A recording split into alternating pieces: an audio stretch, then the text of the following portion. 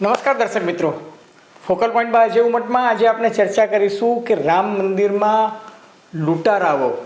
હવે હું શબ્દ લૂંટારાઓ વાપરું છું એટલા માટે કે રામ મંદિરમાં કરોડોની લૂંટ થઈ છે એવું પ્રાથમિક તપાસમાં અયોધ્યાની પોલીસે સ્વીકારી લીધું છે અને પોલીસની કસ્ટડીમાં જે લોકોને શરૂઆતમાં હિરાસતમાં લીધા હતા અને હવે તેઓ ન્યાયિક હિરાસતમાં છે એમને હવે પોપટની માફક કહેવા માંડ્યું છે કે કઈ જગ્યાએ કેટલા રૂપિયા છે, ક્યાં કેટલી સ્થાવર કે જંગમ મિલકતો એમને ખરીદી છે. 8માંથી 6 ગુનેગારો પાસેથી તો રોકડ રકમની વસૂલાત થઈ ચૂકી છે અને એ લોકોની બેનામી સંપત્તિઓ, એ લોકોના લોકર્સ, એ લોકોના બેંકના ખાતાઓ વગેરેની અત્યારે તપાસ ચાલી રહી છે. એટલે ટૂંકમાં પાપ જે છે એ છાપરે ચડીને પોકારી રહ્યું છે અને 8માંથી 6 તો પોતાનો ગુનો પણ કબૂલી લીધો છે અને 2 જણ જે છે એમની હજી તપાસ જે છે ચાલી રહી છે. આજે આપણી ચર્ચામાં આપણે કહીશું કે કયા કયા આરોપીઓ પાસેથી સિલસિલાબદ્ધ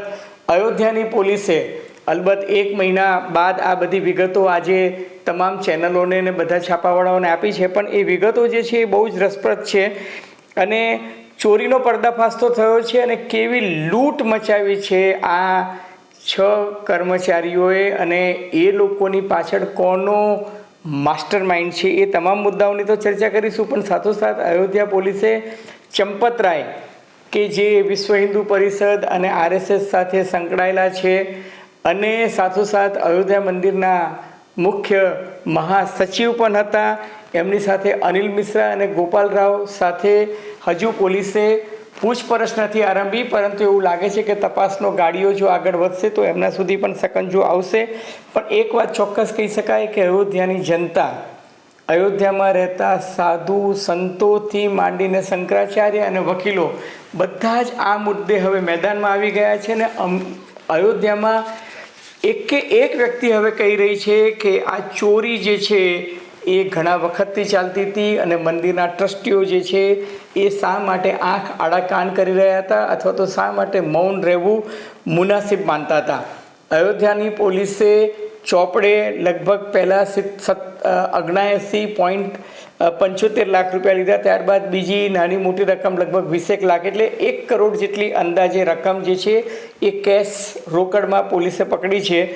અને મંદિરની બેલેન્સ શીટનો ડેટા આજે બહાર આવ્યો છે જે સૌથી વધુ ચોંકાવનારો છે અને ચોંકાવનારો એટલા માટે કહું છું કે 2024-2025ની મંદિરની દાનપેટીમાં આવેલી આવક એ 157 કરોડ હતી, જે 2025-26માં આવક વધવી જોઈએ એની જગ્યાએ આવક ઘટી છે અને આવક જે છે એ 82.78 લાખ થઈ. એનો અર્થ એ કે 74 કરોડ રૂપિયાની ઘટ માત્ર મંદિરની આવકમાં થઈ છે.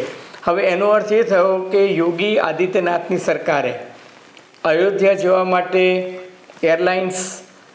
એરલાઇન્સની કનેક્ટિવિટી આવી, અયોધ્યામાં શાનદાર એરપોર્ટ બની ગયું, અયોધ્યામાં રેલવે કનેક્ટિવિટી વધી ગઈ, અયોધ્યા જવાના રસ્તાઓ જે છે એ 4 લેન્સ હાઈવે થઈ ગયા. એટલું જ નહીં, અયોધ્યામાં વોલ્વોથી માંડીને લક્ઝુરિયસ બસ જવા માંડી, ત્યાં બધી વ્યવસ્થાની ઇન્ફ્રાસ્ટ્રક્ચર ઊભું થઈ ગયું.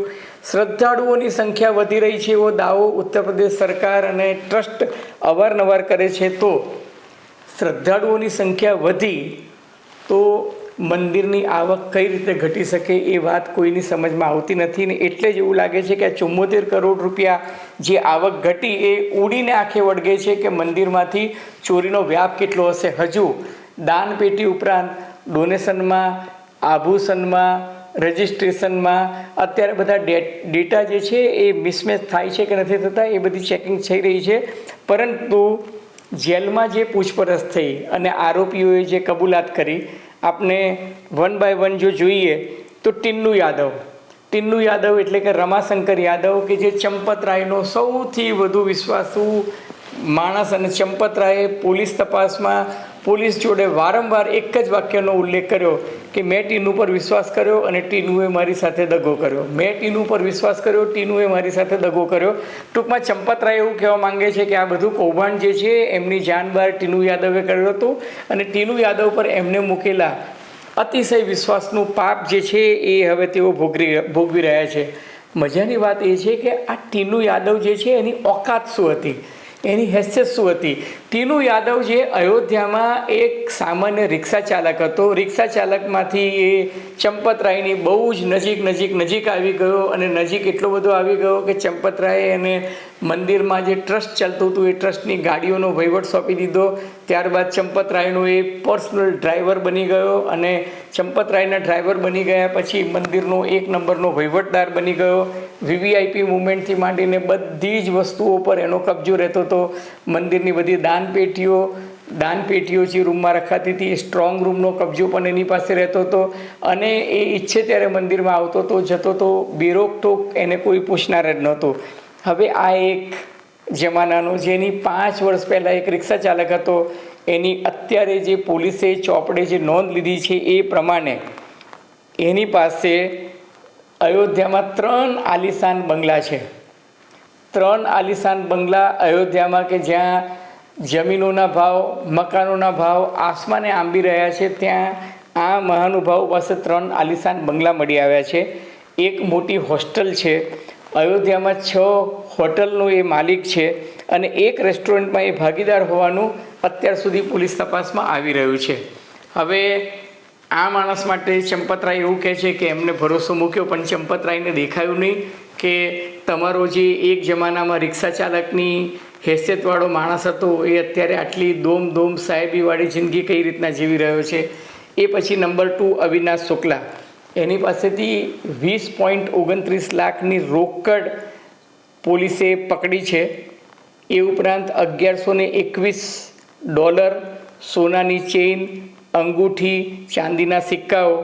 હવે આ મહાનુભાવ જે છે અવિનાશ શુક્લા કે જે આરોપી નંબર 2 છે એ આજથી 3-4 મહિના પહેલાં અયોધ્યા મંદિરની બહાર પાણીની રેકડી ચલાવતો હતો. પાણીની રેકડી એટલે પાણીની બોટલો વેચતો હતો અને એ માણસને એકાએક અનિલ મિશ્રા નામના જે બીજા ટ્રસ્ટી છે એમની મહેરબાનીથી એમના સગાવાલા થતા હતા એટલા માટે એને મંદિરની બહાર પાણીની લારીમાંથી એને મંદિરમાં કોન્ટ્રાક્ટ પર રૂપિયા ગણવાની જવાબદારી સોંપી અને તમે જુઓ કે આ મહાનુભાવ જે છે અવિનાશ શુક્લા એમની સંપત્તિમાં કેટલો બધો વધારો થયો. ત્રીજો આરોપી કરુણેશ પાંડે, એની પાસેથી 18.60 લાખની રોકડ પકડાઈ છે ને એને સ્વીકારી લીધું છે કે આ મેં મંદિરમાંથી ચોરી કર્યા છે. લવકુશ મિશ્રા કે જે અયોધ્યામાં ડિલિવરી બોય કે ઝોમેટોના જે ફૂડ પેકેટ આપવાનું અને આવા બધા કામ કરતો હતો એ ડિલિવરી બોય હતો. એ ડિલિવરી બોય જે છે એની લાયકાત એ હતી કે અવિનાશ શુક્લનો એ સગ્ગો સાળો થતો હતો અને એટલે જ આ ડિલિવરી બોયને બનેવીની સાથે રૂપિયા ગણવાની જવાબદારી આપી. એની પાસેથી 14.25 લાખની રોકડ તો પકડાઈ છે.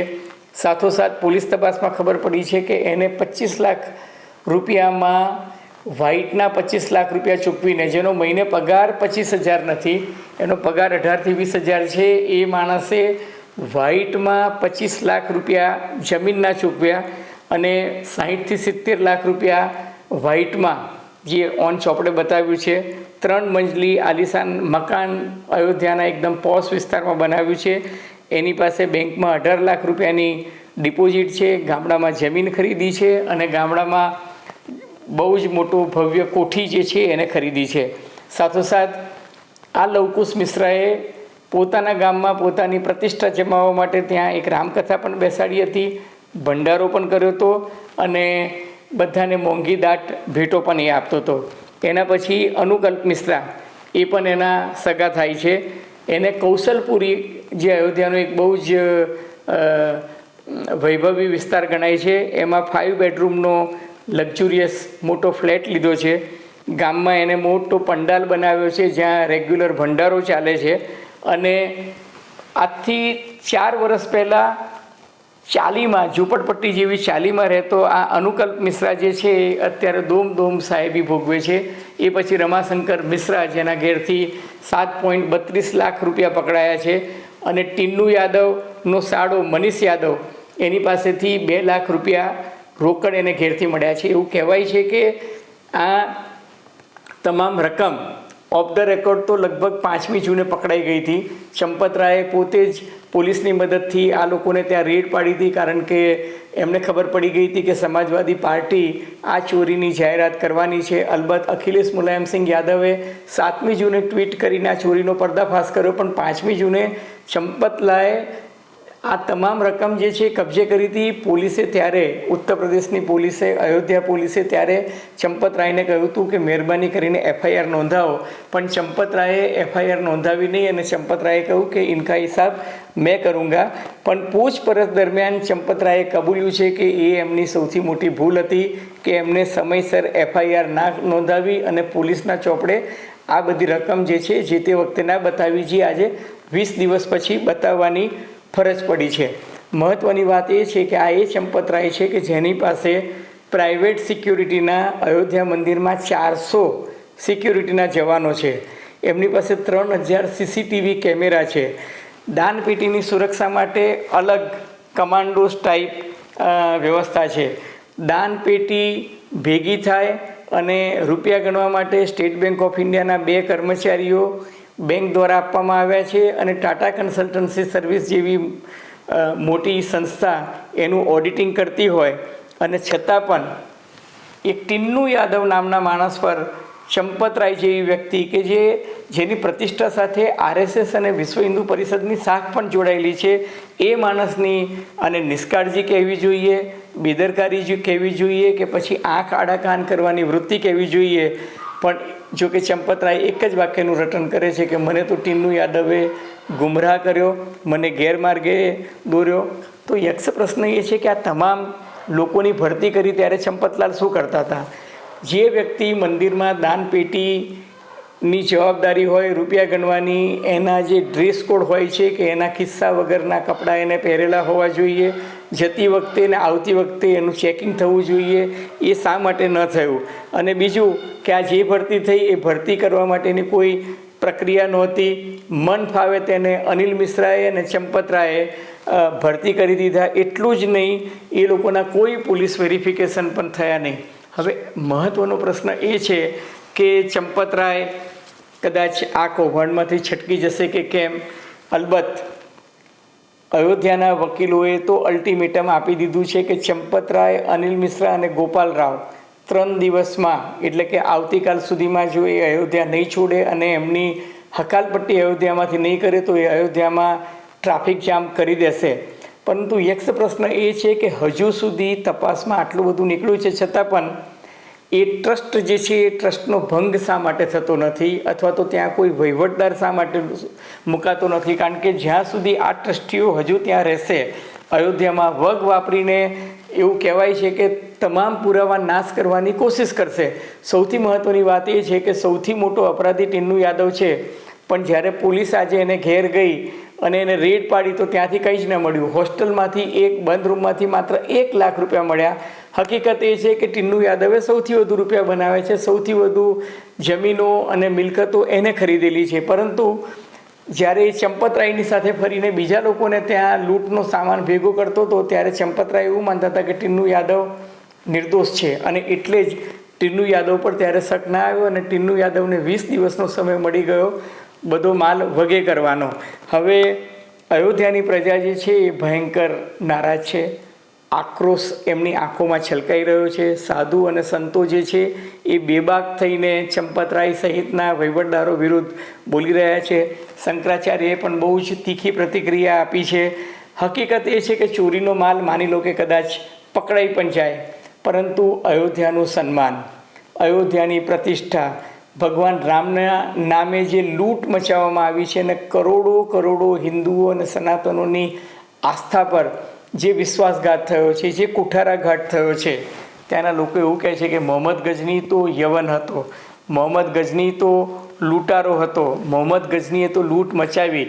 પરંતુ ચંપતરાયના યા રાજમાં ચંપતરાય ખુદ કબૂલ કરે છે કે 40 દિવસના CCTV ફૂટેજમાં 70 વખત લૂંટ થઈ, અને છતાં પણ ચંપતરાય જે છે એને કોઈ જ પગલાં ન લીધા, ચંપતરાયને ભનક પણ ના આવી. એટલે યક્ષ પ્રશ્ન એ છે કે માત્ર આ તપાસ આ 6 થી 8 આરોપીઓ પૂરતી જ મર્યાદિત રહેશે કે જવાબદારી જે છે એ કોની હતી, કોણ આ ખાડા કાન કરતું હતું, એની પાકી તપાસ થશે અને સાચા ગુનેગારો સુધી આ તપાસ પહોંચશે. આગે આગે દેખો હોતા હૈ ક્યાં. મિત્રો, તમને નવ ગુજરાત સમય અને અમદાવાદ મિરરના સથવારે ફોકલ પોઈન્ટ બાય અજય ઉમટનો આ એપિસોડ ગમ્યો હોય તો એને લાઇક કરજો, શેર કરજો, સબસ્ક્રાઈબ કરજો. આપની પ્રતિક્રિયા, ટીકા ટિપ્પણી અમને ગમે છે. ધન્યવાદ, ખૂબ ખૂબ આભાર.